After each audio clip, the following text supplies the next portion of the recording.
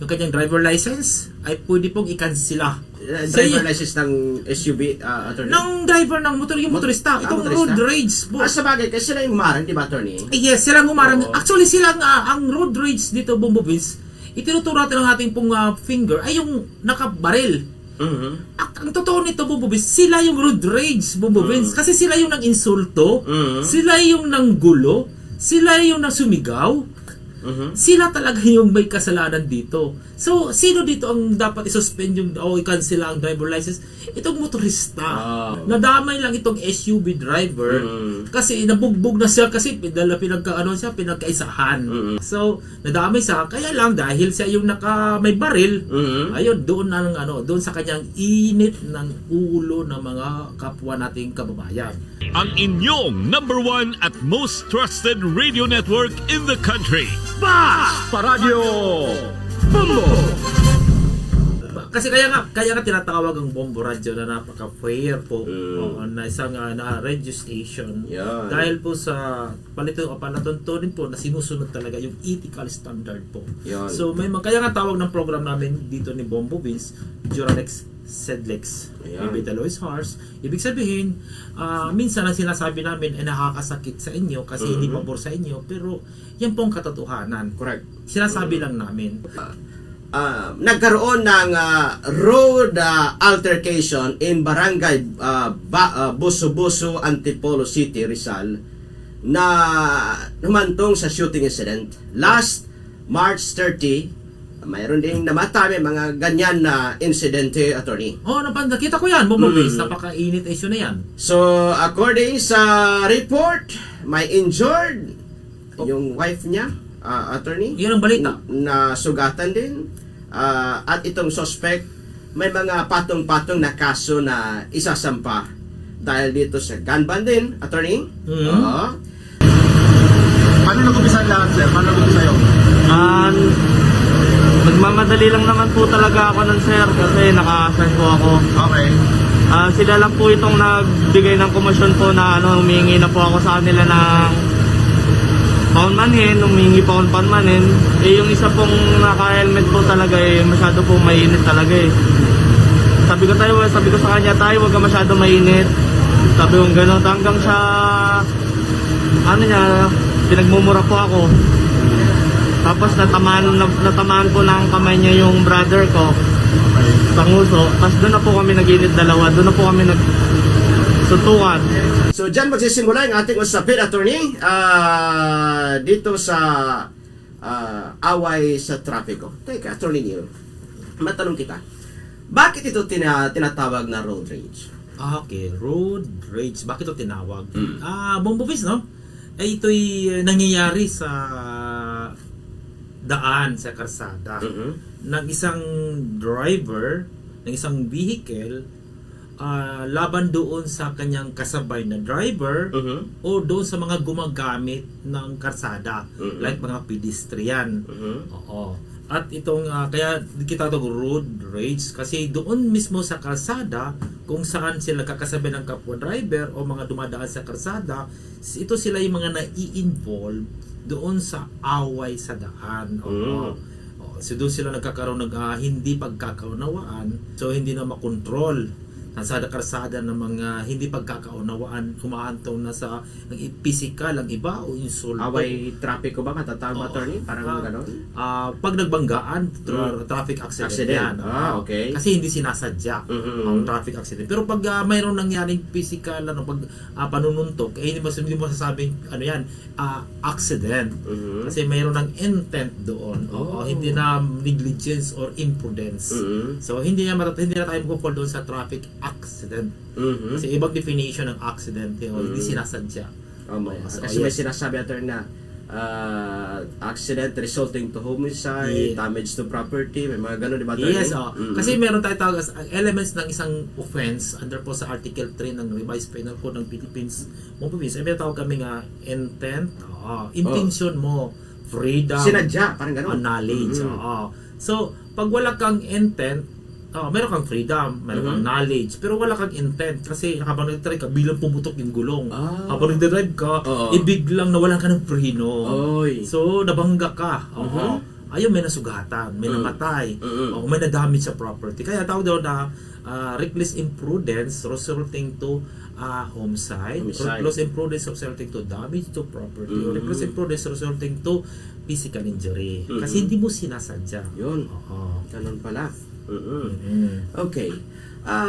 Ano kadalasan ang sanhi ng road rage, attorney? Okay, ang kadalasan na sanhi ng road rage, ito ang napansin. Oo, hindi lang sa atin sa Pilipinas, kundi halos sa ibang bansa, ito yung init ng ulo, Yun. frustration, galit, o angry o so kadalasan dito yung may mga frustration, may away kayo sa loob ng bahay, sa loob ng between the family o sino man yan sa iyo, at ito ay or ikaw mismo ay typical na mainitin ang ulo. Ito yung itong simula ng mga road rage, or hindi ka nagbibigayan, puro kayo magaling. Nadala mo doon sa pagdadrive mo, attorney, yung awan nyo sa mag-asawa? Parang Minsan ganun yan, Oo. Bubins. Oo. At ito, yung may mga iba naman, Bubins, typical sila na tao talaga na mainit ang ulo.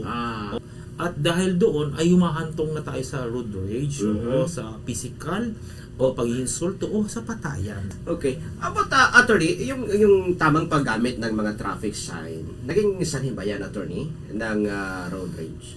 Ang traffic sign, Bubins, ay ito ay sinusunod to regulate sa mga taong sumusunod. Yun. Pag hindi, Pag hindi, yun yung ang tawag dito, violator. Ayun. Anyways, attorney, short na tanong tayo.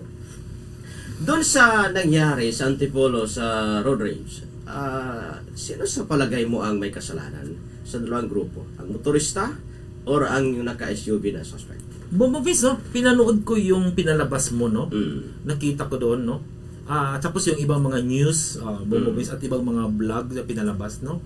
Almost the same na kasi sila yung news, yung mga news. Lumalabas dito, Bumabis, na naka-hazard yung SUV. So, ibig sabihin, may emergency, attorney. It's a common practice, Bumabis. Pag naka-hazard ang isang vehicle, magigibwi tayo. Mga ambulance, yung mga police car, ambulance, was makakita coach na tayong tumatabi. Binibigyan din sila ng chance. Yan talaga ay yan talagang international na sinusunod natin sa practice. Pag meron naka-hazard, tayo pong mga driver ay kusang tatabi to give way. Yun. International po yan, hindi yan local lang. Dito naka-hazard, nagbusina ng busina. Yan ang nasasabi, ha? Yan ang sabi dyan sa vlog at saka sa news. Ipinapagkita talaga, naka-hazard, tapos busina. So, pero hindi pa rin nag-giveaway itong mga iba-ibang vehicles. Iba-iba, meaning hindi lang sila. Of course, Bumabis, dahil hindi sila, may mga muntik-muntikan, akala mo masasagi, pero hindi naman nasagi. Isa sila doon sa marami. Kasi tinignan ko yung video, no? Isa sila, hindi lang sila. So, naka-hazard, marami silang dinaanan. Itong dalawa lang ang nagalit at sinundan. Probably ang iba nagalit. Hindi natin alam. Pero binaniwala nila, okay, siguro. Kasi itong dalawa hinahabol. Hinahabol nila. Itong naka-SUV na naka-hazard at busina ng busina. So, tingnan niya, naka-hazard siya, busina ng busina, tapos ang bilis niya. So, anong palagay mo? Pag nakita mo yan, tatabi ka. Pero hindi sila tumabi. Sinundan nila kasi galit sila. Hinabol pa nila. So, sino may kasalanan niya dito? Sino ang may kasalanan? Kasi Bumabis, kung tatanungin natin, tama ba ang ginawa nung SUV na siya ay mag-hazard at magmabilis at busina ng busina? Honest, Bumabis, hindi ako kumbinsido doon sa driver. Sabihin natin, totoo ang sinabi niyan. May naiwan siyang gamit at kailangan niyang kunin. Kaya siya nagmamabidali, hazard at mabilis ang driving niya. Hindi ako kumbinsido, Bumabis. At kahit totoo yan, mali siya, mali ang SUV. Pero anong mali natin kung anong totoong nangyayari at that time? Kasi sumusunod lang tayo, gumagamit lang tayo ng kalsada, then dumaan itong SUV na busina, naka-hazard. Wala naman tayong malay kung meron pala silang naiwan o meron dyan nagkasakit sa loob na kailangan dalhin sa ospital. Wala tayong malay. So, ang tanging gagawin lang natin ay tumabi. Kung anong meron issue sa loob, hindi natin yan hawak na. As long as nakakita tayo ng isang hazard at nagmamadali, busina, ang gagawin lang natin ay tumabi. Oo. Nang malaman natin na yung SUV pala ay meron pala sa ginahabo, kinukuha lang gamit, mali na sa doon. Maling-mali sa doon. Hindi tamang ginawa niya. Oo, maling-mali sa doon. So, pero kahit ano pa man, hindi yun worth para sundan ng dalawang motorista para awayin. Oo. Maling-maling ginawa. Oo. Kasi Bombo Vince, in one occasion, meron isang ambulance na nadisgrasya. Okay. Ito doon sa isang toll gate. Oo. Kasi ang bilis ng ambulansya, kasi meron isang pasahero dadalhin sa ospital. Yung kanyang pasahero ay may lagnat. Ang bilis niya. Naka-hazard siya. Wang. Ang bilis niya. Hanggang sa Bumanggasak. Pinaliwanag ng DOH na mali ang ginawa ng driver ng ambulance. Okay. O ambulance siya. Meron siyang pasahero may sakit. Pero ang kanyang pasahero, ang sakit ay isang lagnat. Oo. Hindi isang between life and death. Hindi emergency. Yes. Hindi worth doon na bilisan na magwawangwang siya. Ang pwede siya magsunod sa traffic rules na dahan-dahan lang, sunod ka. Kasi hindi mo naman kailangan magmabilis. Kasi ang hawak mong pasahero, ang karga, ang sakay mong pasahero, hindi naman siya between life and death. Yun. Ipinaliwanag yan ng DOH. So, dahil sa nangyari ngayon, itong ginawa ng SUV driver, nagmamadali siya, nagmamabilis, honest to goodness, mali ang ginawa niya kasi hindi naman yun between life and death.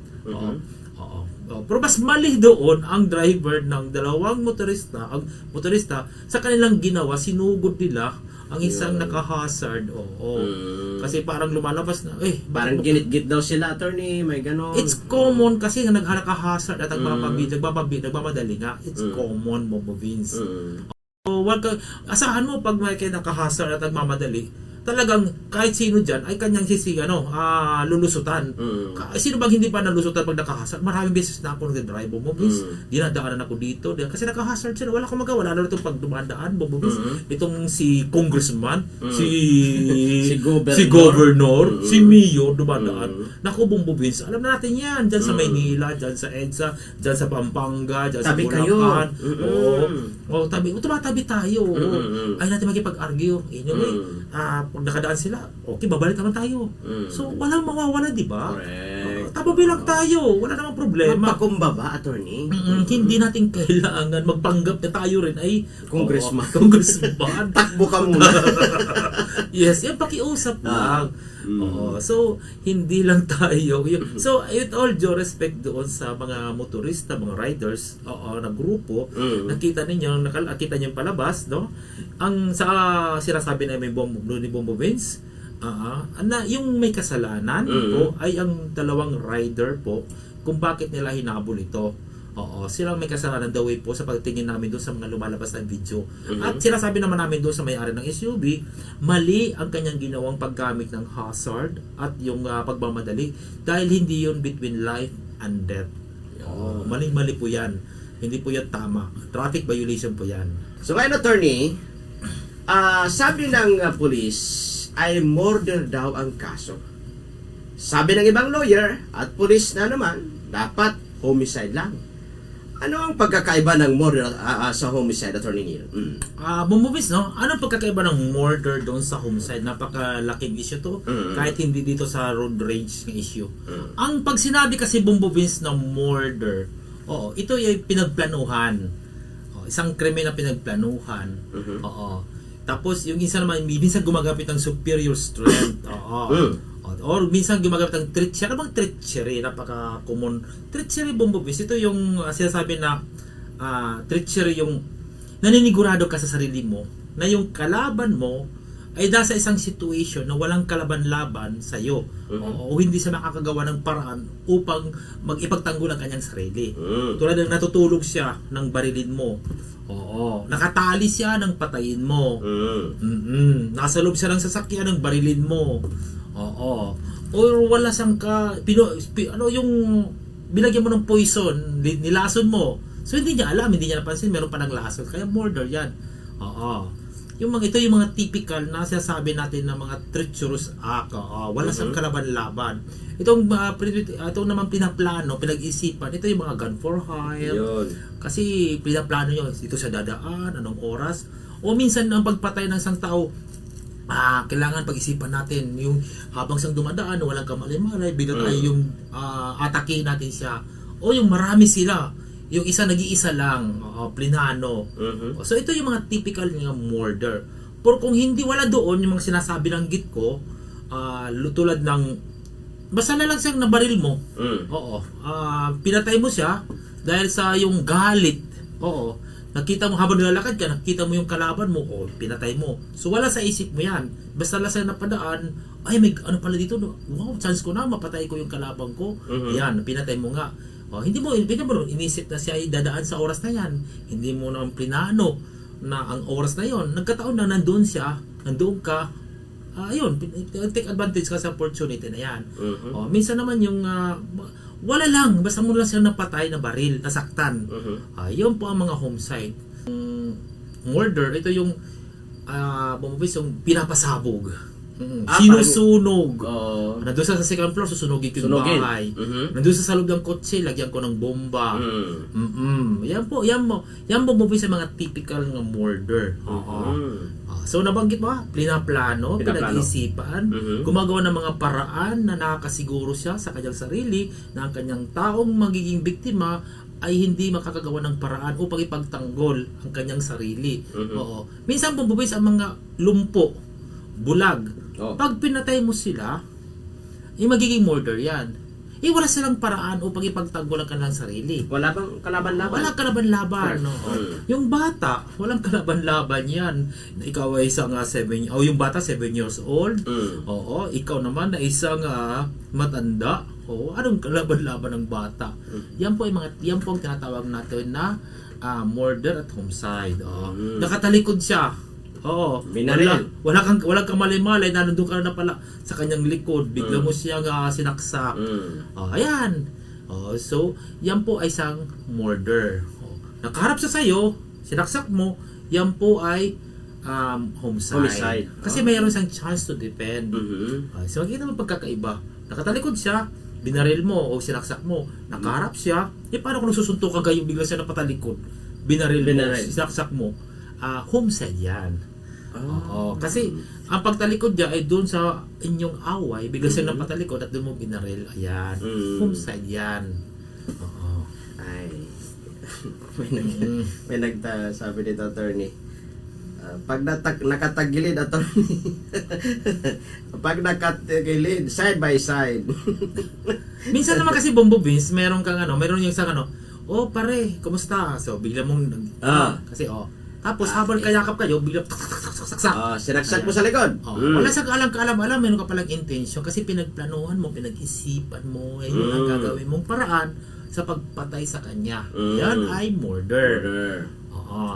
Kasi kasi nasa likod, attorney. Kasi niyakap mo siya kasi ang ibig sabihin ng murder na isa sa mga paraan kung paano mo papatayin, ito yung mga tatawag ng murder. Pinag-isipan, pinagplanuhan.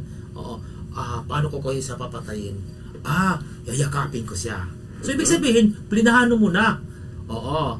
Pag ginakap ko siya, wala siyang kamalay-malay, siya ipapatayin ko. So yung pagplano ay isa pong elemento po ng tatawag dyan po sa aggravating circumstances or dito mismo sa elemento ng murder.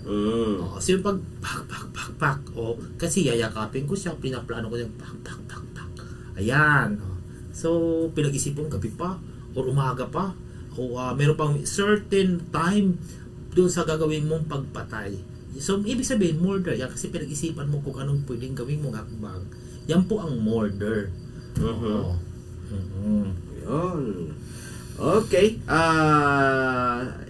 Attorney, itanong ko lang ito sa inyo. Tama ba ang murder na kaso, suspect? Bombo Fist, no? Yung inipiniliwanag ko yung murder at saka yung homicide, no? Tapos big doon sa nangyari, itong si driver ng SUV ay hinarangan ng mga tong riders Tapos nagkaroon ng suntukan. Tapos bumunot ng baril. Binaril niya yung isa sa ulo. Namatay. Tapos bigay niya pinuntahan yung isa naman. Sabi daw nakatalikod daw. Oo. So ang tanong doon, may murder ba doon? Bombo Vince, walang murder doon. Tama yung ibang lawyers, tama yung ibang pulis na mga mismo na kasi pati mga pulis nag-react na dito, kapwa nila pulis nagsasabi, hindi yan murder. Homicide lang yan. Pati yung mga member of the board nag-react na rin. Walang murder doon. Tama po sila. Maling-mali talaga yung sinasabi ng pulis na murder. Oo. Kasi hindi to plinano yung pagpatay. Tapos yung sabi natin hindi plinano. Ang pangalawa dito is yung opportunity na sinasabi niya pwede niya ipagtanggol ang kanyang sarili. Nandoon sa mga biktima. Wala diyon sinasabi doon na wala silang kalaban-laban. Meron silang kalaban-laban, nakaharap yung isa. Nagkataon niya lang na ang distansya nila siguro may mga maabot na ng isang dipa, so hindi niya maaabot yung baril. Yung isa naman siguro sabi natin sa ulo daw nakatalikod, siguro napalingon siya, ulo sa din binaril siya. Pero yung sinasabi, pero hindi ba siya namatay dito yung isa, pero sinasabi na Bombo Vince na ito ay magiging isang murder. Aywan ko kung paano ipapaliwanag ng nagsabi ng pulis na yun, yung element. Nakakatakot yun na ginawa ng pulis na pagsasalita ng murder. Bahala si Batman kung anong plano niya, kung idadrop niya to, ipapagsak niya yung case from murder to homicide. Hindi to dapat ang attitude ng isang pulis. Kaya may tatawag ang police investigation. Yes. Dito, hindi nila ginawang kanilang tungkulin. Isa itong dapat tingnan ng PNP upang itong pulis na ito na nagsalitan at nag-file ng kaso na murder ay idaan pabalikin sa eskwelahan, mag-aral uli. Hindi to dapat ginagawa ng isang pulis. Bahala si Batman. Kasi sabi niya dito, bahala na yung prosecutor kung anong gagawin niya doon sa kaso. Basta nag-file ako ng murder. Which is, hindi dapat.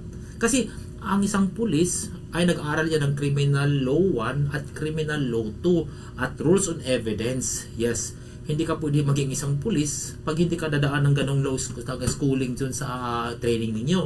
At ang kadalasan po ng mga investigator po ng pulis ay mga criminologist.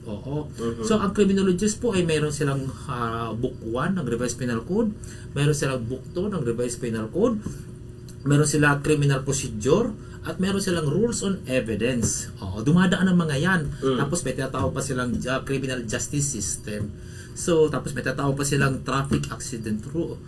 So, itong ginawa ng pulis na dapat murder daw ipa-file niya ay nakakatakot ito. Hindi magandang halimbawa para sa isang PNP na personnel magsasalita. So, ang nag-reaction talaga Bumabins, marami nag-react na maling-mali. So, Bumabins, mali po doon ang ginawang sinabi ng pulis. Imagine yung nakaharap yung tao. There's a chance to defend. Hindi lang siya maka-defend. Binaril. So, ibig sabihin, hindi siya murder. Yun. Okay. Doon sa ininagharang at nagpasimula ng gulo na mga rider, sila ang nagpasimuno sa gulo. Akala nila walang baril ang binubugbog nila. Ano naman ang kaso nila, attorney? Yes, harangan nila yung naka-SUV. Tapos bigla niya harangan. Tapos lumabas, sabi hindi natin alam kung nanghingi daw ng sorry. Yes. Pero parang yung mag-ama daw yung rider, ay nanakit pa daw, hindi daw maawat kasi galit na galit sila. Sila daw ay buntik-buntikan na. At sila daw nagsimula ng gulo, nanuntok daw. Nagduruan, nandun nagsuntukan na. Kung itong si rider ang nagsimula ng panununtok, Bombo Vince, may chance na sila ay pwedeng makasuhan ng tinatawag na slight physical injury. Yes. At kung ito sila, Bombo Vince, ang nagsimula ng away, may chance, Bombo Vince, na yung kanilang driver license ay pwedeng ikansela ng LTO. Lalo na itong, kasi patay na yung isa, wala tayong magagawa. Yung Yes. isang buhay na kasama doon sa ng motorista na yung humabol, ay pwede siyang tanggalan ng driver license. Kasi siya yung mainit ang ulo niya. Oo, mainit ang ulo niya nang mayroon dumaan sa kanya na mabilis na naka-hazard. Nagalit itong motorista na ito, itong rider na ito. So, Bombo Vince, ang pwede siyang yung kanyang driver license ay pwede nang ipatawag ng LTO upang ikansela or i-suspend. Yes. Yan po, Bombo Vince, ang pwedeng ibigay na penalty. Yan, Bombo Vince, pa napansin ko, walang nag-react ng ganun, no? So, walang nag-react na mga any vlogger, any newscaster regarding doon sa driver na motorista kung anong mayroon siyang kasalanan. Bombo Vince, pwede siyang ikansela dahil siya ang nagpasimuno ng lahat ng ito. Itong motorista na ito na mag-ama na humabol. So, yung survivor, yung ama yatang survivor, no? Yung ama, yung kanyang driver license ay pwede pong ikansela. Oo. Driver license ng SUV, attorney? Ng driver ng motor, yung motorista. Itong motorista. road rage po. Sa bagay, kasi sila yung umarang, di ba, attorney? Yes, silang umarang. Oo. Actually, silang ang road rage dito, Bombo Vince, itinuturo natin ng ating pong finger ay yung nakabaril. At ang totoo nito, Bombo Vince, sila yung road rage, Bombo Vince. Kasi sila yung nang-insulto, sila yung nanggulo, sila yung nasumigaw, sila yung nanapak. Sila talaga yung may kasalanan dito. So, sino dito ang dapat i-suspend yung i-cancel ang driver license? Itong motorista.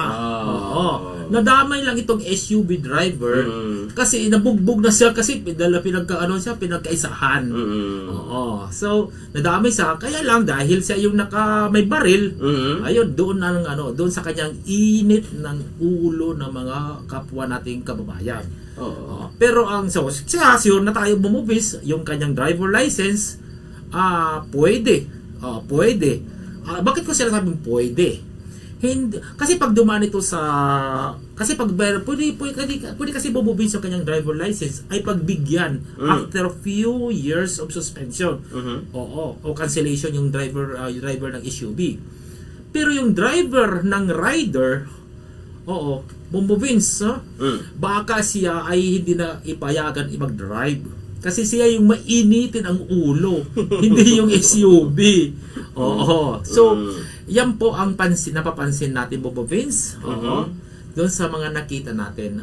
Sana mapansin tayo, Bombo Vince, yung mga comment natin ng LTO po. Tungkol doon sa driver naman ng rider. Konting kalma naman. Siya dapat parusahan. Yun. Anyways, ito, attorney, may pagkakatulad dito sa kaso ni Rolito Go.